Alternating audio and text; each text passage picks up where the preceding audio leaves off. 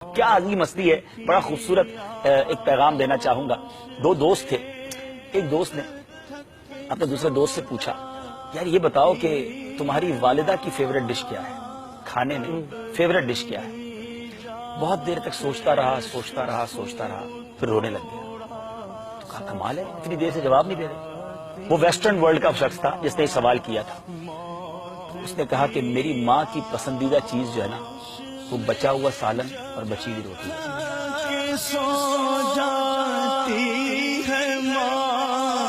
اب اس کے پس منظر میں اس نے پوچھا یہ کیا بات کی. اور میں اب آج اپنے دل کے تاثرات پیش کر رہا ہوں. آج میری عمر 40 سال سے زیادہ ہو گئی ہے. مجھے آج تک یاد نہیں ہے کہ میری ماں نے کبھی کھانا بنا کر یہ کہا ہو کہ یہ میری آج پسندیدہ چیز میں نے بنائی ہے.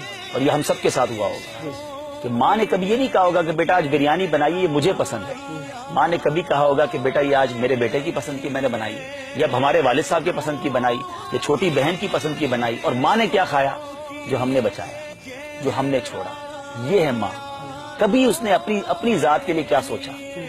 ہم نے بلکہ فرمائشیں کر کے, ہم 2 بھائی ہوتے تھے, یہ ہم سب کے گھر کی سٹوری. ہم 2 بھائی تھے یا 2 بہنیں تھیں, امی مجھے یہ کھانا ہے تو مجھے وہ والا انڈا کھانا ہے, تو میں نے آج چاول نہیں کھانا.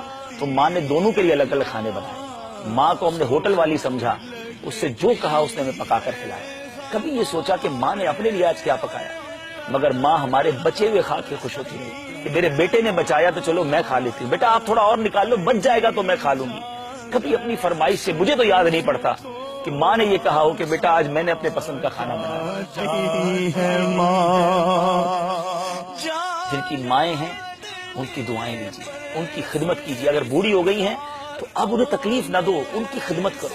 بیمار ہے تو یہ رب کا ایک طرح سے میں سمجھتا ہوں, یہ پتہ نہیں میری بات درست ہے کہ نہیں, کہ جس کے والدین بیمار ہو جائے نا, یا ایسی پوزیشن میں آ جائیں کہ اب ان کی خدمت کی حاجت ہے, تو یہ بیٹے کے لیے خوش بختی کا وقت بھی ہے کہ اللہ نے زندگی میں اب تمہیں وقت دیا ہے خدمت کرنے کا. ورنہ کئی ماں باپ بچوں کو خدمت کا موقع ہی نہیں دیتے, پہلے ہی چلے جاتے ہیں, خدمت کرتے ہی چلے جاتے ہیں. اگر اب موقع آیا ہے تو اس کو بوجھ نہ سمجھو, یہ اللہ کا شکر بھی اس حوالے سے ادا کرو کہ یا اللہ انہوں نے جانے سے پہلے مجھے اپنی خدمت کا کوئی موقع دے دیا. بد نصیب ہے وہ بچے جو اولڈ ہاؤس میں ماں باپ کو چھوڑا ہے.